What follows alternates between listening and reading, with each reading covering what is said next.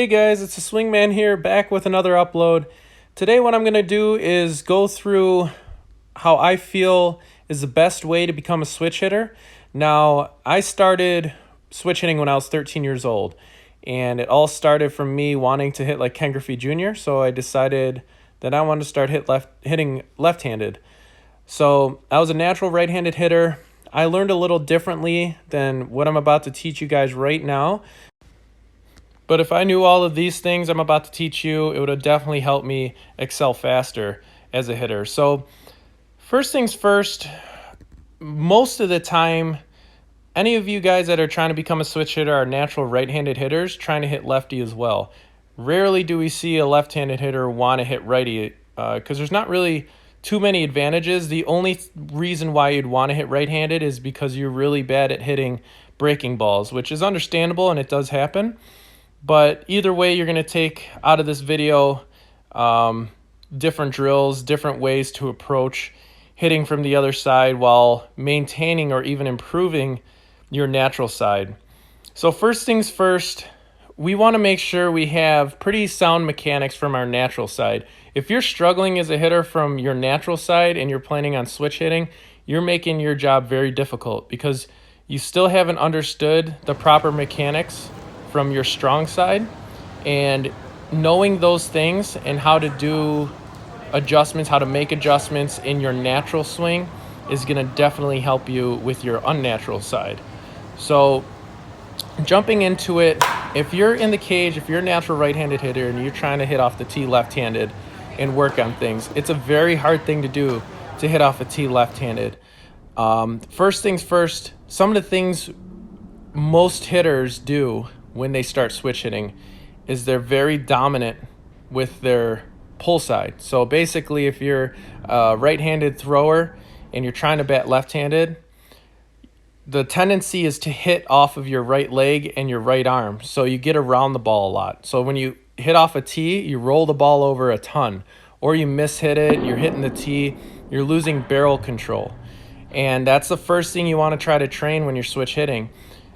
The easiest way to train barrel control is to eliminate your stride. You want to work from a no stride position and start doing one-hand drills. You're going to choke up on the bat.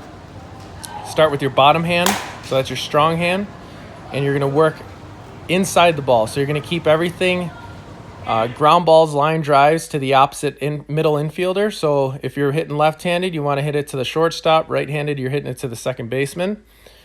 And you don't want to get underneath the ball. You don't want to get around the ball. So we're working on bat path. And after we could get that down, we do bottom hand and top hand, about 15 to 20 each hand. Then we're going to do the same thing with no stride with both hands. And we're going to try to stay inside the ball. Some things to make sure you're not doing is closing your shoulders off when you're starting. You want to make sure you have a clear view on the pitcher. Make sure both eyes are able to see the pitcher. That's another tendency when you start switching sides, is your shoulder alignment is way too turned in. So it's almost like you're peeking out of the corner of your eye to see the pitcher. So you want to make sure you're not doing that when you're hitting off the tee and you could see everything happening in front of you.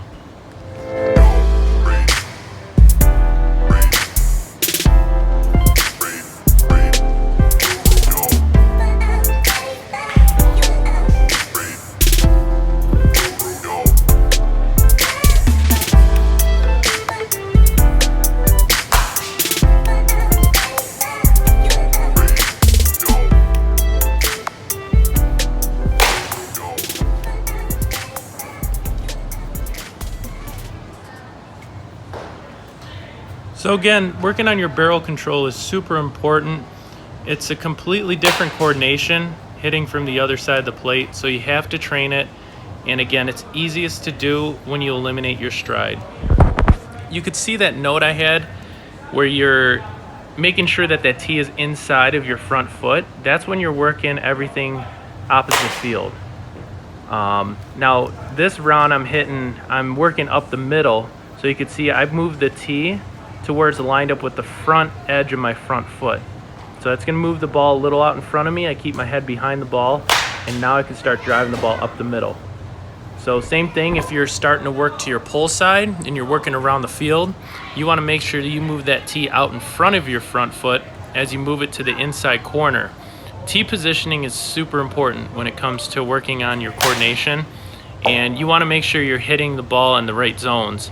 Now again, there's other drills I do off the tee. You'll see if you go through my channel, I do have tee drills where I'm working on balls deeper in the zone, even if they're inside. But here, this is ideal. We want to get that ball out in front of us, and we're working on using the entire field the proper way by getting extension through the ball. And then you could see I always move back to the outside corner and try to get that ball deep and finish with the ball driven to opposite field. So after we get our barrel control down, the next part we want to work on is our lower half. So I'm actually going to show a clip here of me hitting on the right side, and I'm actually glad I have this because I haven't done any tee drills or anything in months. So I do have some tendencies showing in this video, and I'll explain them in a bit. But the second thing we want to work on is our lower half. So we want to make sure that we're staying aggressive with our knees and our hips, and I'm big on making sure we're not leaning forward on our toes too much. We want to be sitting a little bit in our hamstrings and our glutes, so we're sitting back. Similar to, you know, Mike Trout or Aaron Judge, pretty good hitters. They almost are very obvious on where their weight is in their stance. They're not up on their toes. So you want to make sure you're settled in the box, and that's important. If we focus on keeping our head as still as possible, it's going to help us keep our head behind the ball. And this is where I'm going to point out in my right-handed swing here, I'm drifting. And you might not see it right away, but for me it's very obvious. I'm dominant on my left side. Now this could be because I've taken, you know, 1,000 swings in long drive for the past couple weeks, and that's kind of where my mechanics bring me a little bit. But I'm definitely shifting my weight towards my front side and not getting behind the baseball as well as I could. So some things that you have to recognize as a switch hitter is you now have 2 swings you have to work on. And it doesn't matter what coaches say. They could tell you that you're hitting too much. If you're a switch hitter, you should be in the cage at least twice as long as the person next to you. So I spent a lot of time in the cage because if I did all my one-hand drills, my no stride, my front toss, my normal batting practice from the left side, I made sure I got all that same exact work from the right side. And it's important because it's all muscle memory. If you go up to the plate thinking anything about mechanics and you're trying to hit a curveball or react to, you know, a 2-seam fastball or a changeup or anything, you cannot think about mechanics. It all has to come off of muscle memory, and the only way to maintain that is by swinging. So I'll say this to any kid that tries to start switch hitting, you have to spend a lot of time in the cages. That's just, it has to be that way.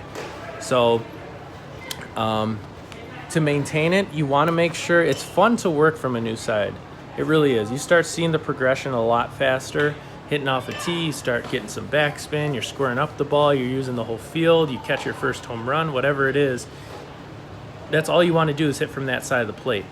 The worst thing you could do as a switch hitter is forget about your natural side. You need to still train your natural side and not forget about the fact that you're trying to be an all-around hitter from both sides of the plate. So you have to keep up your normal side. And you're going to notice that things are going to start changing for you physically from your natural side because you're taking so many swings from your unnatural side.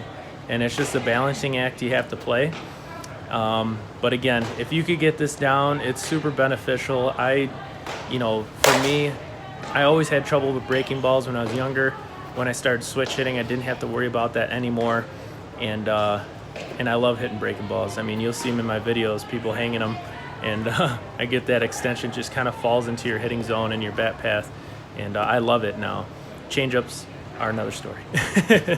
So, but again, as far as what I'm showing here in this last clip, and you can see this camera angle change, I'm showing the difference between getting around the ball and staying inside the ball.